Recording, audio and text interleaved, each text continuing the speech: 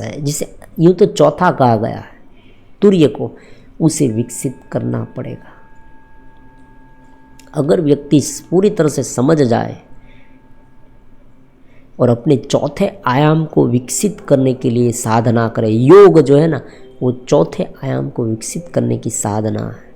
चेतस को, अपने आत्मा को, सरल रूप आत्मा को, अपने स्वरूप को, जो चेतना ही अलग अलग आयामों में गई है, समझे, बिना चेतना कुछ नहीं होता, कोई व्यक्ति देख भी नहीं पाएगा। आज का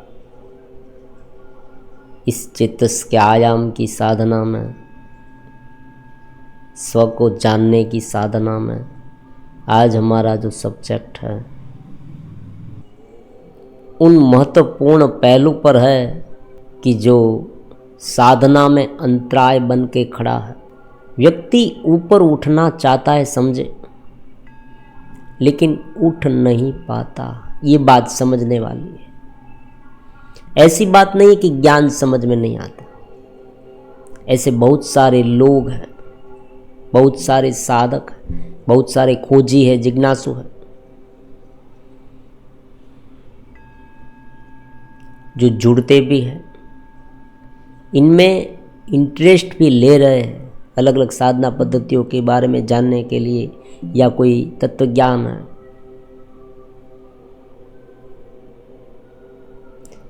लेकिन जब वो वास्तविक रूप में करना चाहते हैं और करने की शुरुआत करते हैं, तब बहुत सारे ऑब्स्टेकल उनके सामने आ जाते हैं और वो ठीक तरह से उस स्थिति तक नहीं पहुंच सकते, उस आयाम को विकसित नहीं कर सकते। मान लीजिए ज्ञान की साधना में सहज रूप से ये कहा गया कि तुम साक्षी में रहो, तुम मैं हो, तुम चेतस हो, तुम स्वस्वरूप का अनुभव करो, तुम्हारे भीतर ही सब कुछ है।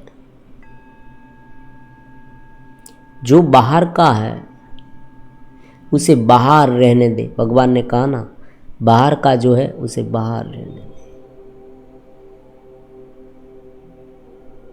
बाहर का है वो भी तुम्हारा ही स्वरूप है, लेकिन ये जो भीतर मन की एक प्रकार की रमत बन गई है, स्मृतियों की रमत बन गई है,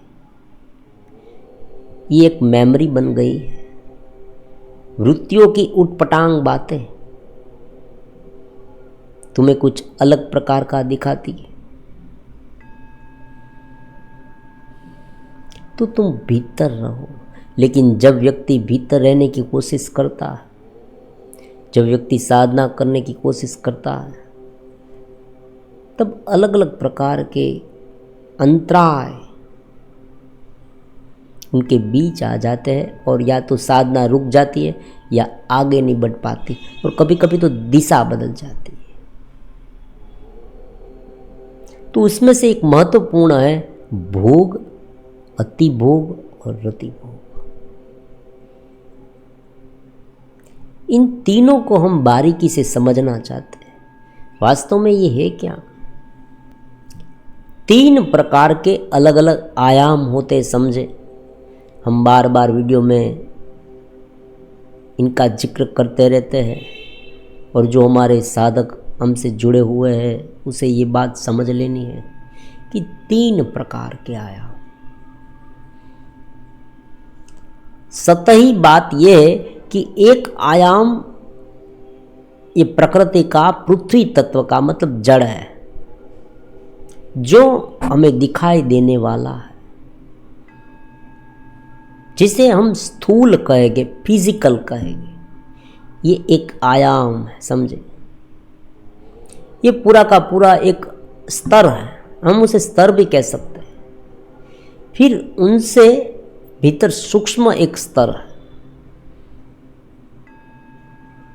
और जो तीसरा है, हालांकि बीच में एक कारण शरीर वाला है, लेकिन उनको इनके साथ सम्मिलित कर देते हैं सूक्ष्म के साथ, तो तीन हो गए। तो जो भीतर का है चेतस, चेतना का स्तर है। अब होता क्या है समझे, प्राकृतिक रूप से सभी प्रकार के जीव जंतु पशु पक्षी ये एक प्रकार की रचना है प्राकृतिक रूप से।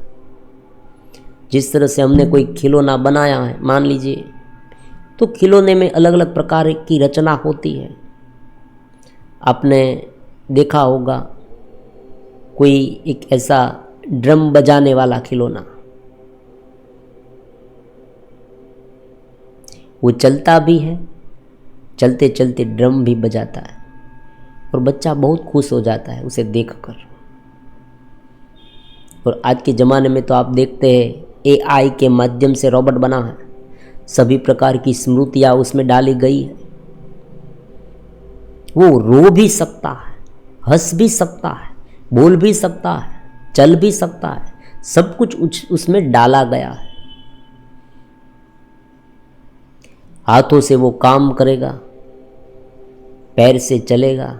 आप कोई प्रश्न पूछेंगे तो उनमें ईयरफोन जैसे, और उनके माध्यम से ये समझ पाएगा कि हम क्या बोल रहे हैं, और उनका विश्लेषण करके उनका क्या आंसर है वो भी आपको बता देंगे। ये रोबोट है। और कुछ ही समय में, कुछ ही सालों के बाद ये हमारे व्यवहारिक जीवन का भाग बनने वाला है, समझे। जिस तरह से टीवी बन गया है, मोबाइल बन गया है, इंटरनेट बन गया है, अलग अलग प्रकार की सुख सुविधा के साधन हैं, वो भी हमारे जीवन के भाग बन गए हैं। देखिए, एक कार है, स्कूटर है, ये सब हमारे जीवन व्यवहार के भाग बन गए हैं। उनके बिना हम चल नहीं सकते। तो धीरे धीरे ये हमारे जीवन में आने वाला है, उनका प्रवेश होगा। तो ये रोबोट है, वो सब कुछ कर सकता है अलग अलग प्रकार का। लेकिन हाँ, एक बात है, रोबोट और हम में एक बहुत ही बड़ा भेद है, और ये भेद ये है कि रोबोट स्वयं अनुभव नहीं करता। कोई व्यक्ति रोबोट को लकड़ी से पीटने लगे तो हो सकता है हमने उसमें प्रोग्राम डाली है कि भाई कोई भी उसे इस तरह से लकड़ी मारे तो वो चिल्लाने लगे, तो चिल्लाएगा भी। और हो सकता है इसमें ऐसा डाला गया कि वो एक थप्पड़ मारे तो उनकी थप्पड़ भी कैसी होगी।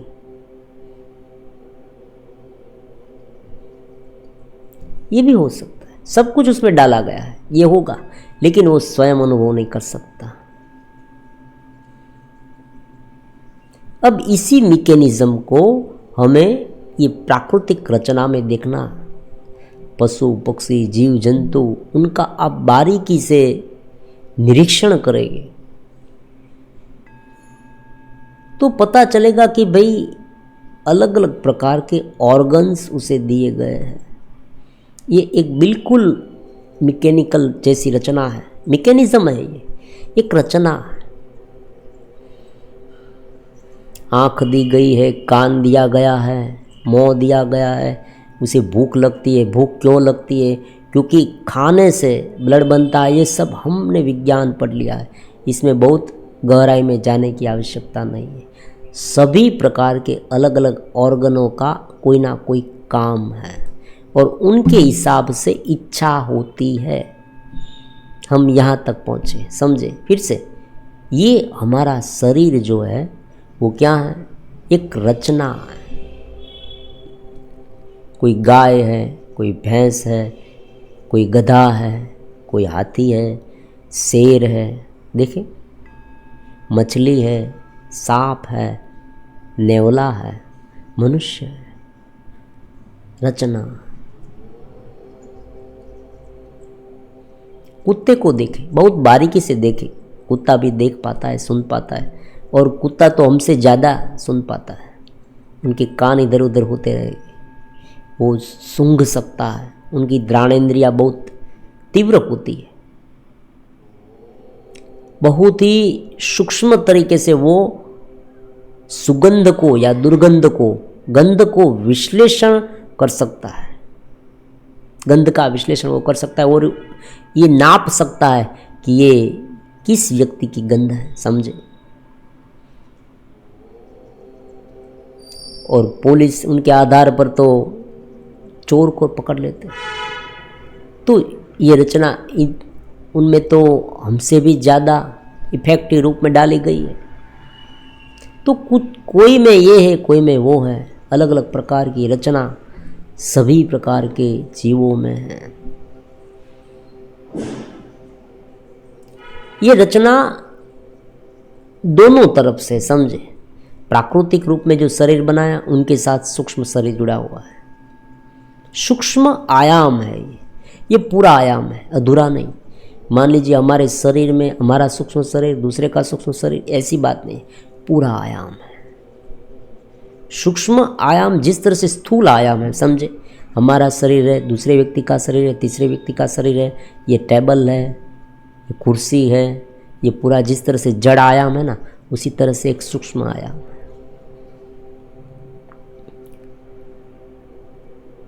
अब जो जो विषयों की जरूरत हमें होती है इनपुट डालने की, उनके अनुसार इच्छाएं उत्पन्न होती है।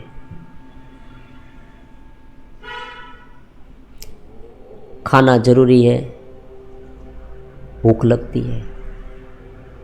जो भोग की इच्छा, सेक्स की इच्छा इसलिए होती है कि दूसरे जीव, देखो ये जो प्रकृति है ना, हम उसे भगवान भी कैसे, भगवान ने या प्रकृति ने ये जगत इस तरह से बनाया है, इस तरह से बना है अनादिकाल से कि ये स्वयं संचालित है। और ये कोई नई बात नहीं, उसे भी हम समझ सकते हैं कि भाई हम कहाँ से आए। देखें, हमारे माता पिता ने हमें जन्म दिया, तो हमारे माता पिता कहाँ से आए? उनके माता पिता ने उसे जन्म दिया, उनके पेरेंट्स ने उसे जन्म दिया। तो एक जीव दूसरे जीव को जन्म देता है। फिर जो जन्म देने वाला जीव है ना, ढांचा, वो धीरे धीरे सिकुड़ता जाता है, सूक्ष्म होता जाता है, जीर्ण होता जाता है, गलता जाता है और नष्ट हो जाता है। दूसरा जीव उत्पन्न होता है। दूसरा जीव भी धीरे धीरे बढ़ेगा, वृद्धि होगी उनमें, वो जवान होगा, हम ये कहेंगे। और ये जवानी काल में इस प्रकार के अलग अलग जो आवेग है वो आएगी। क्यों आते हैं? सीधी सी बात है, इसमें कोई ऐसी बहुत बड़े तत्वज्ञान की आवश्यकता नहीं है। ये आवेग इसलिए आते हैं क्योंकि प्रकृति चाहती है कि हम दूसरे जीव प्रकट करें, क्योंकि दोनों का मिलन होगा तो ही एक जीव उत्पन्न होगा ना। तो ये सहज आकर्षण बना रहता है प्रत्येक कोश में। अब तब तक सब कुछ ठीक है कि भाई जो आवश्यक है वो हो रहा है। लेकिन मनुष्य में क्या है? मनुष्य में सूक्ष्म भाग विकसित हो गया है। सूक्ष्म भाग मतलब उनका मन, उनकी बुद्धि, ये दोनों विकसित हो गई है। और ये विकसित मन और बुद्धि बार बार कोई ना कोई विषय ढूंढती रहती है, समझे। कोई ना कोई विषय ढूंढती रहती है, उसे कुछ चाहिए, व्यक्ति को कुछ चाहिए। अगर उनके पास सभी प्रकार की धन दौलत सब कुछ आ गया तो भी उसे शांति नहीं मिलेगी, क्योंकि उसे कुछ अलग चाहिए। वो कुछ अलग थलग देखना चाहता है। मान लीजिए अगर कोई व्यक्ति पागल है, अगर उनमें से मन निकाला गया, बुद्धि निकाल दी गई, तो उनका जीवन फिर से प्राकृतिक हो जाएगा। जिस तरह से पशु में होता है वैसा ही उसमें होगा।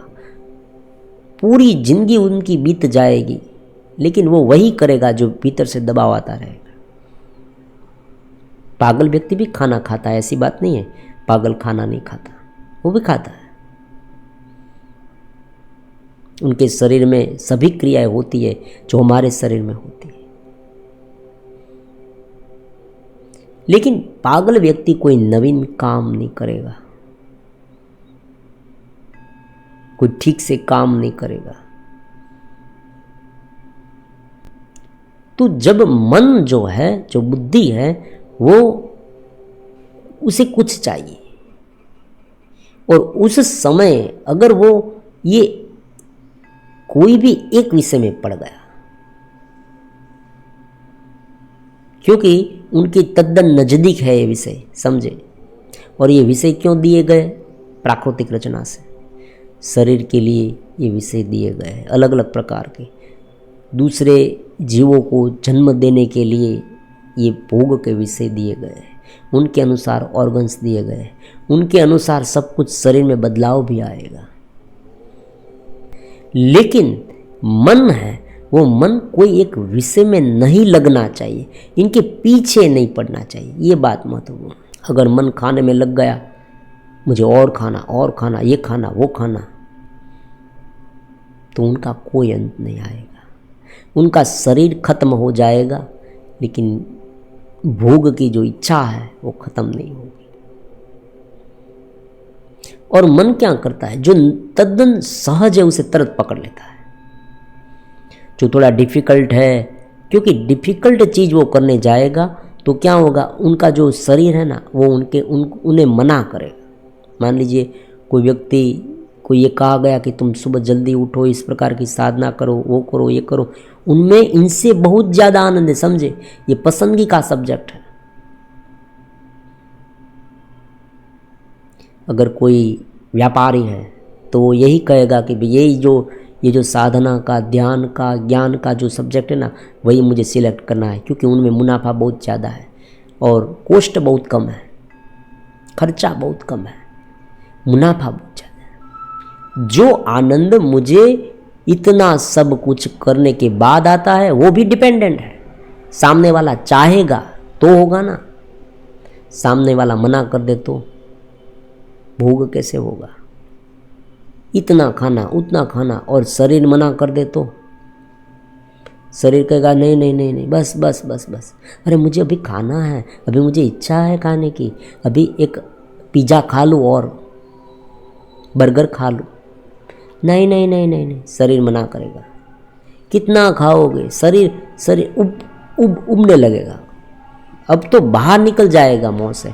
और विदेश में आप देखते ये इच्छा इतनी हावी हो जाती है व्यक्ति पर कि उनकी दवाइयाँ लेते हैं और उल्टी कर देते हैं, फिर से खाने लगते हैं। भोग का कोई अंत नहीं होता, चाहे कितना भी भोगे, कितना भी भोगे। क्यों? क्योंकि एक सहज बात है कि मन उसमें लग गया, और मन को हर रोज नया चाहिए, बस इतना सा, दूसरा कुछ नहीं। मन को हर रोज नया चाहिए, हर रोज नया चाहिए। मुझे ये चाहिए, मुझे वो चाहिए। एक बार उसे खाना मिल गया कोई अच्छा, तो तुरंत उसे मन में लगेगा कि भाई नहीं, इनसे भी अच्छा। एक कार मिल गई, सुंदर सी कार उसने खरीदी, आज ही नई छुड़वाई है शोरूम से, बहुत अच्छी है।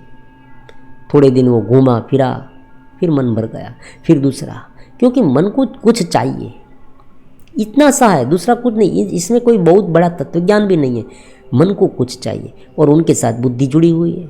बुद्धि अलग अलग प्रकार के तर्क करके, उपाय करके, तीक्ष्ण बुद्धि, मन के साथ घिरी हुई बुद्धि। मन जो कहेगा बुद्धि वही करेगी। उसे भगवान ने क्या कहा? विवेक ज्ञान का लोभ। वास्तव में क्या होना चाहिए कि बुद्धि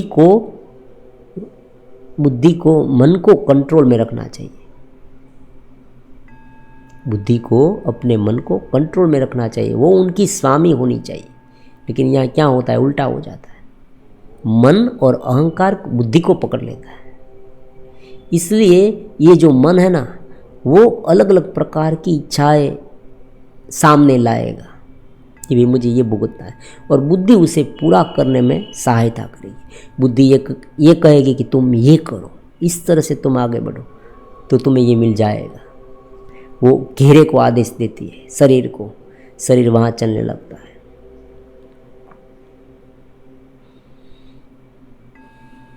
तो उसे कुछ चाहिए। अब देखो, आजकल एक नया आया है कि भाई अलग अलग प्रकार के हॉर्मोन्स होते हैं, इसलिए व्यक्ति डिप्रेशन में आ जाते हैं, इसलिए व्यक्ति क्रोधित हो जाते हैं, इसलिए व्यक्ति में ये जो भोग की अत्यंत सेक्स की इच्छा हो जाती है, ये सब उनके अलग अलग प्रकार के हॉर्मोन्स होते हैं, हॉर्मोन्स ड्रॉप होते हैं, इंजेक्ट होते हैं ब्लड में, और इसलिए इस प्रकार का अनुभव हो रहा है। लेकिन ये जो बात है ना, वो आधी सही है आधी गलत है। सही इसलिए है कि प्राकृतिक रचना के लेवल पर देखें, समझे, शरीर के लेवल पर ये होता है शुरुआत में सहज रूप से, लेकिन ज़्यादा जो होता है ना वो हमने किया है। यहाँ उल्टा है, लोग ये समझते हैं कि हॉर्मोन्स आते हैं इसलिए हमें ये होता है, लेकिन बात यह है कि सहज जो क्रिया होती है वो हॉर्मोन्स से होती है, लेकिन जो ज़्यादा अतिरेक होता है ना वो हम करते हैं। हम जिस चीज़ पर ज़्यादा मन लगा लेते हैं वो चीज़ इतनी बढ़ती जाती है। देखो कोई भी चीज़ हो, देखो आप एक सुंदर यूट्यूब का उदाहरण लो, एग्जाम्पल, बहुत सुंदर सा एग्जाम्पल है, सरल है। यूट्यूब में जो चीज़ आप ज़्यादा खंगालेंगे, ढूंढेंगे, वो बार बार वीडियो आपके सामने आएगा, वो वीडियो आपके सामने बार बार आएगी, आते ही रहेंगे। फिर दूसरे दिन तो आपको चाह भी नहीं है, आपको इच्छा भी नहीं है कि मुझे ये नहीं चाहिए, मुझे ये देखना नहीं है। आपकी बुद्धि ने मना कर दिया कि ऐसे गंदे गंदे सीन ऐसा क्यों देख रहे हो, तुम्हें तो साधना करनी है, तुम्हें तो भगवत भाव की अनुभूति ऊपर उठना है, इनमें क्यों फंसे रहे हो, यही करते रहोगे क्या? लेकिन नहीं, यूट्यूब तो दिखाता ही रहेगा, गूगल तो दिखाता रहेगा। लेकिन उनका भी उपाय है, अगर आपने सब्जेक्ट बदल दिया और आप दूसरा देखने लगे धीरे धीरे, तो वो पूरा एल्गोरिदम बदल जाएगा आपके लिए, वो अच्छे उस प्रकार के साधना के अलग अलग प्रकार के दिखाएगा। तो उसी तरह से यूनिवर्स में सब कुछ है, प्रकृति के पास सब कुछ है, आपको जो चाहिए वो है, आपको जो चाहिए वो प्रचुर मात्रा में है। भोग की सामग्रियां पड़ी है सामने अलग अलग प्रकार के रूप में,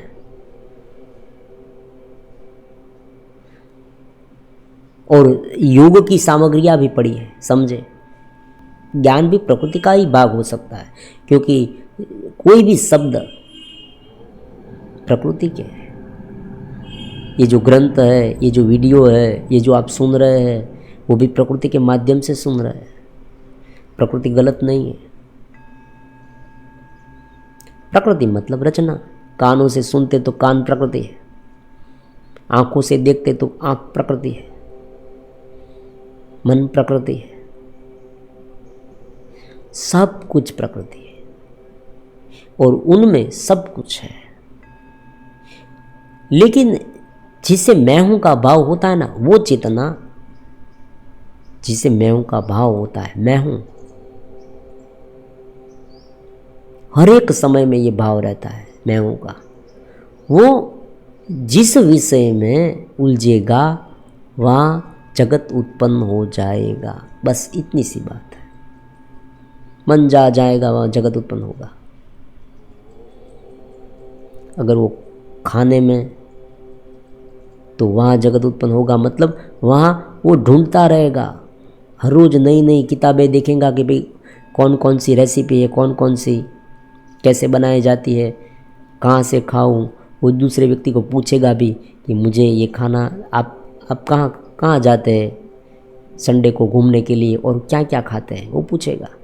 और कोई कहेगा कि यहाँ दाल बाटी अच्छी मिलती है, यहाँ समोसे अच्छे मिलते हैं, यहाँ पिज़्ज़ा अच्छे मिलते हैं, यहाँ पानी पूरी अच्छी मिलती है। वो सब समझ कर फिर से वहाँ जाएगा और अलग अलग स्थानों में खाता ही रहेगा, फिर भी उनका मन भरने वाला नहीं, क्योंकि भटकाव का कोई अंत नहीं होता। मन खाली का खाली ही रहेगा। मन को कुछ चाहिए, बस एक ही सिद्धांत है, मन को कुछ चाहिए। और ये मन को कुछ चाहिए ऐसा क्यों बन गया है? ऐसा इसलिए बना है कि सूक्ष्म का डेवलपमेंट हो गया है। मनुष्य के शरीर में सूक्ष्म का डेवलपमेंट हो गया है, सूक्ष्म शरीर, सूक्ष्म आयाम का। अहंकार का, मन का, बुद्धि का। ये तीन विकसित हो गए, हम ऐसा कह सकते हैं। जिस तरह से जड़ पदार्थ है उनमें जो चेतना है वो तमस चेतना है, उनसे विकसित हुई चेतना वनस्पति है। वनस्पति चल नहीं सकती, बोल नहीं सकती, लेकिन बढ़ रही है, वृद्धि हो रही है, उसमें फल दे रही है, फूल दे रही है, द्रव्य के रूप में अन्य जीवों का खुराक है, आहार बनती है। फिर ये पशु पक्षी जीव जंतु ये सब आ जाते हैं, वो भोग करते हैं केवल। फिर मनुष्य आता है, तो मनुष्य में जो चेतना है भोग भी है वो, लेकिन कर्ता चेतना है, वो कर सकते हैं, कुछ अलग कर सकते हैं। उनमें बुद्धि है, उनमें मन है, उनमें अहंकार है, मैं कुछ दूसरे व्यक्ति से ऊपर उठ जाऊं। देखो ये अहंकार है ना, वो अध्यात्म में भी नहीं जाता, संसार में तो जाता ही नहीं, अध्यात्म में भी नहीं जाता। अध्यात्म में जैसे जैसे वो ध्यान करता है, साधना करता है, दूसरे व्यक्ति को दिखाता रहता है, देखो आज मैंने 3 घंटे ध्यान किया,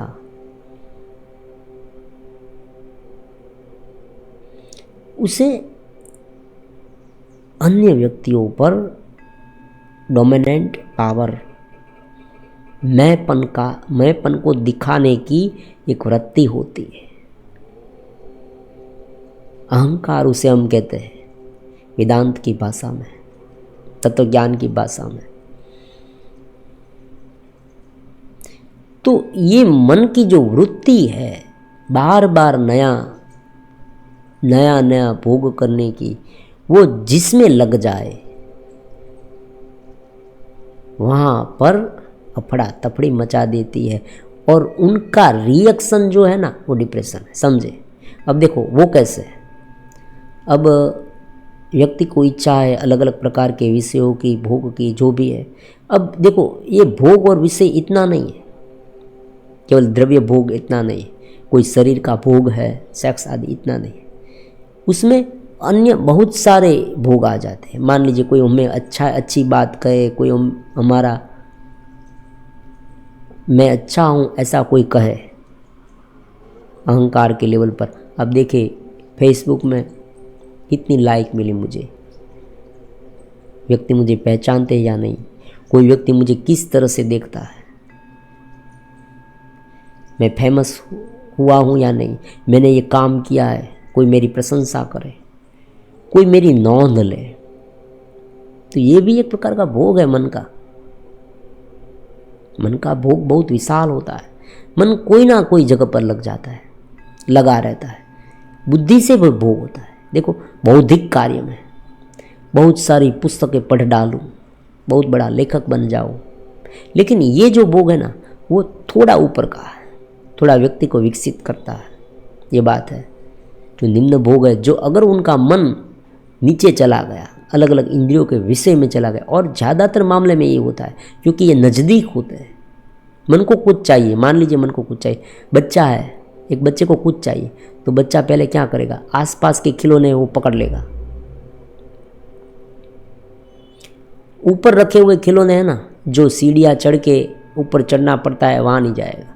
वो कहेगा नहीं वहाँ नहीं, ये ठीक है, चलो ये पकड़ लो। तो जो नज़दीक होता है ना वो पकड़ेगा पहले।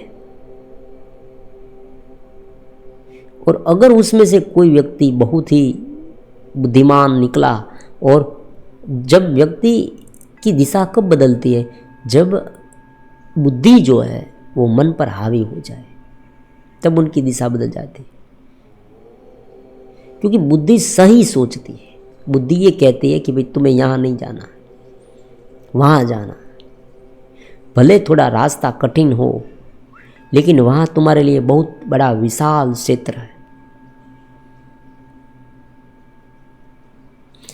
अब मान लीजिए कोई व्यक्ति का मन कोई ऐसे सेक्स आदि विषयों में फंस गया, अति भोग में, तो अति भोग होगा, अति भोग फिर रति भोग होगा।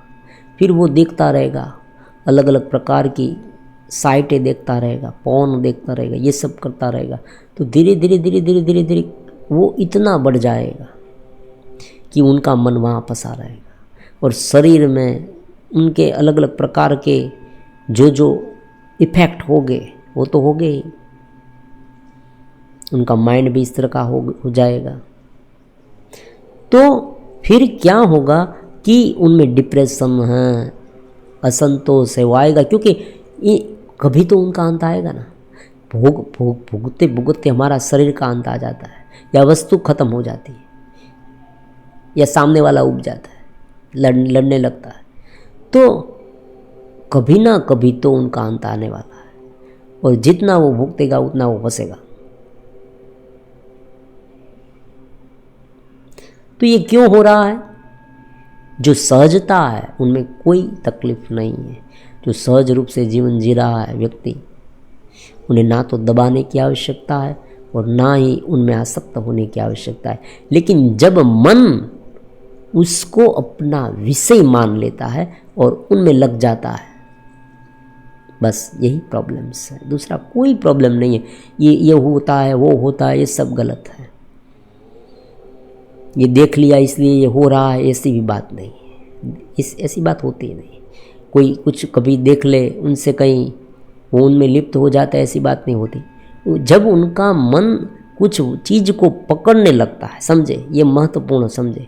अगर आपके पास कोई एक बड़ा विषय है, वो आपने पकड़ रखा है, तो चाहे कितना भी आपके सामने दिखाया जाए, व्यक्ति देख ले, कोई भी चित्र देख ले, कोई भी खाना उसे खिला दे, अगर उनका मन वहाँ लगा रहा है,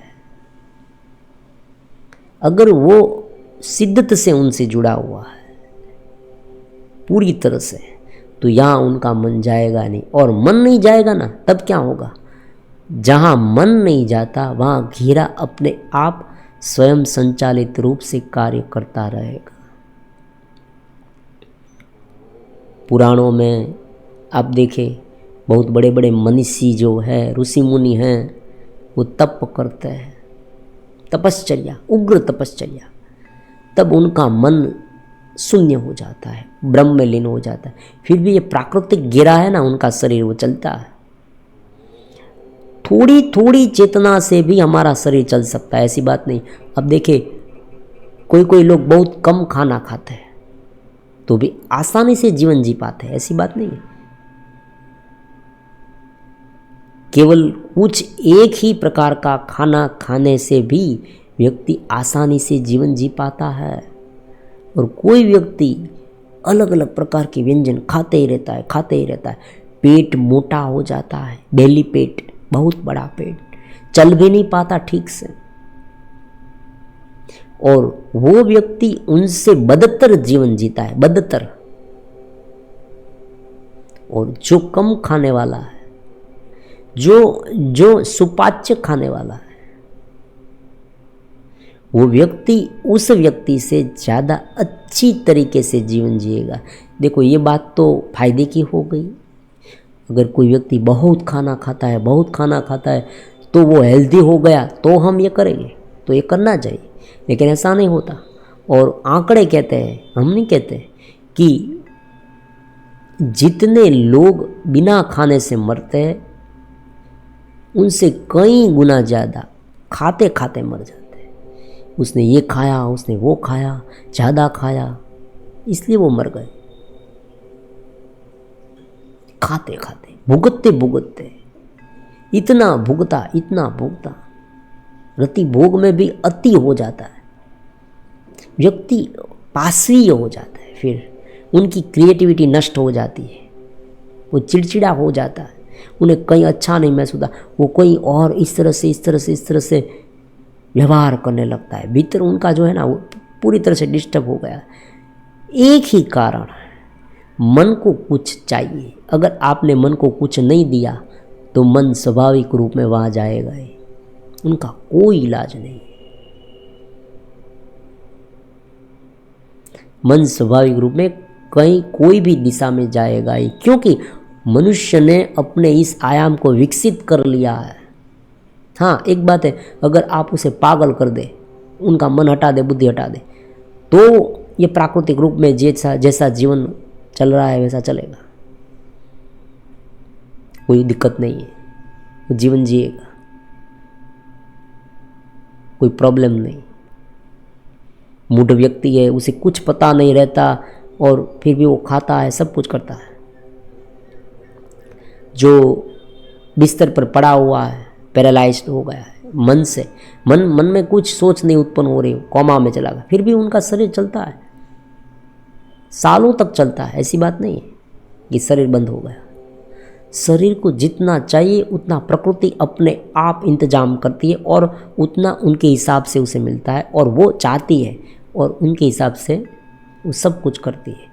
ये हार्मोन्स ज़्यादा ड्रॉप इसलिए होते हैं भीतर क्योंकि हम उन पर ध्यान देते हैं। हाँ, ये विषय बहुत मज़ा आया, बहुत मज़ा। एक बार देखो, एक बार हर एक जीव को आनंद आता है कोई भी विषय में। खाना, हम स्वादिष्ट खाना खाएंगे तो आनंद आए। क्यों? क्योंकि वो आनंद दिया गया है प्रकृति ने, क्योंकि तभी ये जीव करेगा ना, थोड़ा थोड़ा दिया गया, क्योंकि वहाँ मन शांत होगा, थोड़ा स्थिर होगा और आत्मा का आनंद वहाँ इस तरह से आएगा। लेकिन जब उस कोई दूसरा आनंद उसे मिल नहीं रहा, उनके पास कोई विषय और नहीं है, तब वो क्या करेगा? उनमें ही आनंद है, वो मानने लगेगा। अब आप ये भी कहेंगे कि अपने आप ये हो रहा है, कभी कभी तो हम उसे दबाना चाहते हैं, रोकना चाहते हैं, फिर भी नहीं रुक रहा है, तो उनका क्या कारण है? उनका कारण है आदत। अगर व्यक्ति लंबे समय से कोई भी विषय के साथ इतना आसक्त रहा है, बहुत लंबे समय से, तो वो उनकी आदत बन जाती है, उसे बार बार करने की इच्छा होती है। और फिर जब वो उन पर कंट्रोल करना चाहता है, मन दूसरी जगह पर लगाना चाहता है, तब वो लगता नहीं। दूसरी कुछ बात नहीं है, बहुत बड़े बड़े सिद्धांतों की आवश्यकता भी यहाँ नहीं है। मन कहीं और दिशा में लगे तो ही आदत छूट सकती है।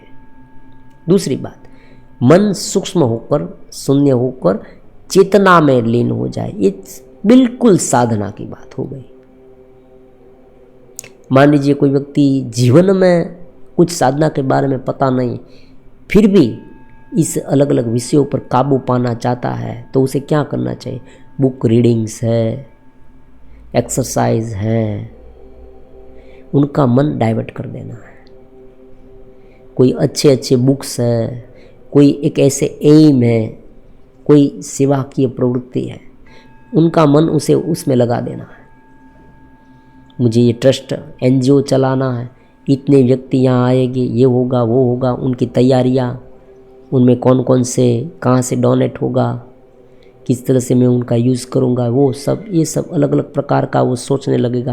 तो धीरे धीरे ये जो मन है ना, वहाँ से हट जाएगा अलग अलग इंद्रियों में से, और वहाँ आनंद ढूंढने लगेगा। लेकिन यहाँ भी प्रॉब्लम्स तो है ही। वहाँ अगर अहंकार लग गया तो वहाँ भी मैं सबसे बड़ा हो जाऊँ, ये हो जाऊँ, वो हो जाऊँ। अगर वो पॉलिटिक्स में जुड़ गया है तो पॉलिटिक्स में भी वो मैं ही सबका नेता बना रहा हूँ, मेरी जो पार्टी है उनका मैं लीडर बना रहा हूँ, ये सब तो वहाँ भी रहेगा। तो आधे अधूरे से काम चलने वाला नहीं है। मन को दूसरी जगह पर डाइवर्ट करेंगे तो वो परमानेंट वहाँ नहीं रहेगा, और वहाँ रहेगा तो भी अहंकार उत्पन्न होगा कोई ना कोई लेवल पर।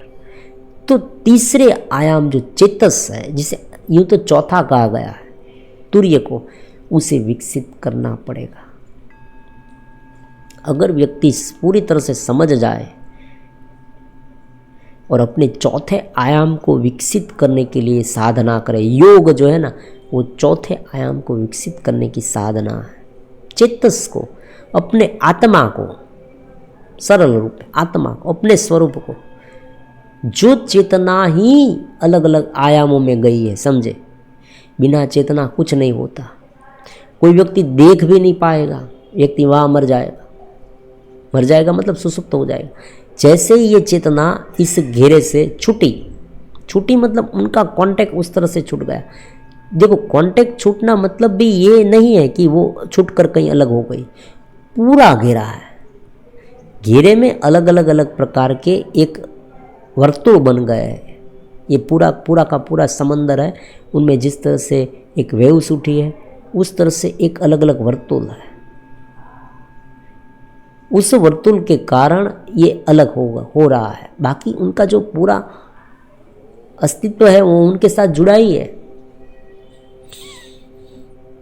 जिस तरह से हमारा शरीर है वो प्रकृति का ही भाग है। देखे जब व्यक्ति मर जाएगा तब क्या होगा, उनको अग्नि संस्कार उनका करेंगे, तब जो शरीर का अलग अलग भाग है 5 तत्व वो विलीन हो जाने वाले हैं।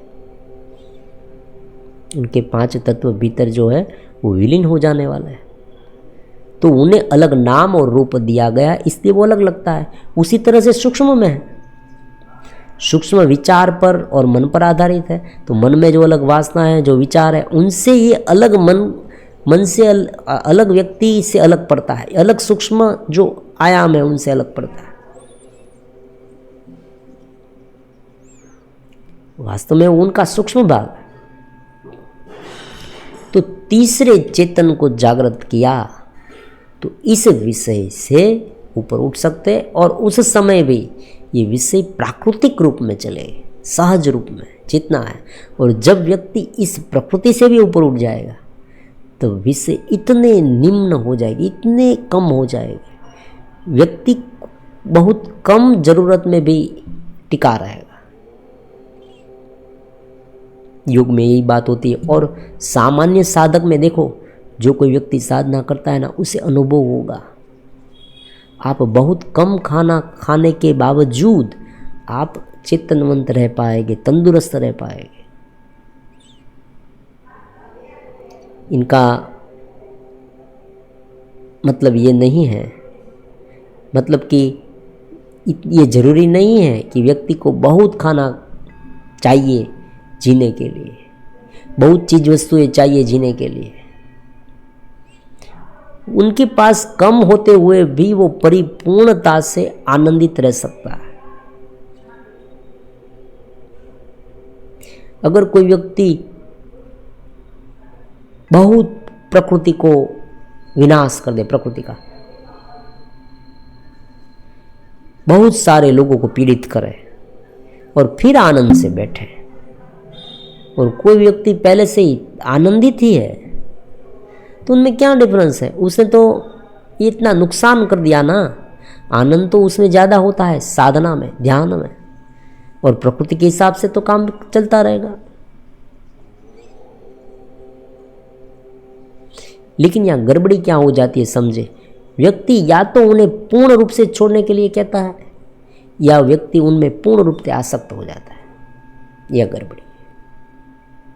जो पूर्ण रूप से छोड़ने के लिए कहता है वो इसलिए कहता है कि वो ये मानता है कि थोड़ी सी, जैसे बच्चा खिलौना खेलता है, खिलौना उसे पसंद है, वो पढ़ाई नहीं करता, तो माँ क्या करती है, माँ कहती खिलौना फेंक दो, सारे खिलौने गलत है।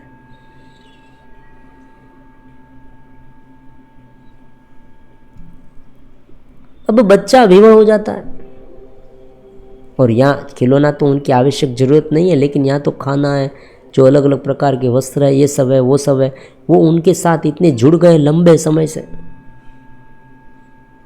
उनकी आदत ऐसी बन गई है, तो वो तत्काल उसे छोड़ देगा तो उनका मन वहाँ रहेगा, तो मन से भोगेगा। तो ये भगवत गीता का और जो चित्त स्थिति का ये सिद्धांत इस तरह का है कि आप प्रकृति को प्रकृति के हिसाब से रहने दें, जो सहज भोग है वो होने दें, उनमें कोई गलती नहीं, लेकिन आप अपना मन वहाँ मत लगाए, होश में रहे, चित्त में रहकर उस विषय को देखें। तो धीरे धीरे ये जो मन है ना वो वहाँ लगेगा नहीं, और मन वहाँ नहीं लगेगा ना तो जगत नहीं उत्पन्न होगा। और जैसे ही मन वहाँ से हट जाएगा, जो हार्मोन्स ड्रॉप होने लगते हैं ना बार बार, वो नहीं होंगे। ये हार्मोन्स ड्रॉप हो जाते हैं, वो हार्मोन्स ड्रॉप हो जाते, क्यों होते हैं? क्योंकि वहाँ बार बार व्यक्ति शरीर में दम नहीं है, फिर भी विषय भुगतना चाहता है, इतना हो गया है पतला सा। फिर भी मन में इतना विषय भरा हुआ है, शरीर से इतना विषय भुगतना चाहते हैं, फिर डिप्रेशन में चला जाता है। ज़्यादा प्रतिष्ठा पाने के चक्कर में भी व्यक्ति डिप्रेशन में चला जाता है, मुझे ही सब कोई मान दे, और ये ऐसा होता नहीं है, क्योंकि दूसरा व्यक्ति भी यही सोचता है कि मुझे मान मिले, तो आपस में लड़ाई होती। दूसरे व्यक्ति को भी स्वार्थ होता है कि मुझे ज़्यादा मिल जाए, तो ये व्यक्ति ये कहता है मुझे ज़्यादा मिल जाए, वो व्यक्ति ये कहता है मुझे ज़्यादा मिल जाए, तो आपस में संघर्ष तो होगा ही। तो फिर व्यक्ति क्रोधित हो जाता है, तनाव में आ जाता है, फिर इनके लिए जो आयोजन करना पड़ता है वो सब भावी, उनमें वो चिंता में डूब जाते हैं, क्योंकि हर एक समय में उसे सब कुछ मिल जाए ऐसा तो होता ही नहीं। एक दिन मिल गया, दूसरे दिन नहीं मिलेगा, नहीं मिला, उनकी उसे तनाव मिलता है, तनाव में वो पड़ जाता है कि भाई नहीं मिला, अब कैसे मिलेगा, मेरे पास है वो कुछ, कोई ले जाएगा तो। कुल मिला के इतना बखेड़ा हो जाता है भीतर कि व्यक्ति का जीवन है ना वो नरक जैसा हो जाता है। वो ये सोचता है कि इनसे ज़्यादा अच्छा तो पशु का जीवन है।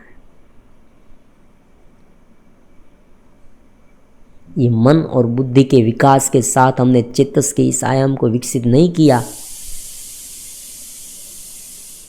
ये मन और बुद्धि के विकास के साथ अगर हमने चेतस के आयाम को विकसित नहीं किया तो ये सब होगा। तो ये जो चर्चा है वो सारे प्रश्नों का जवाब आ गया है।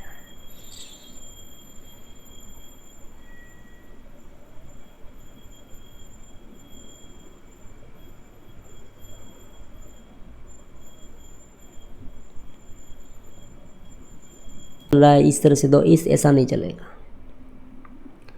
वो सहज रूप से जीवन जी।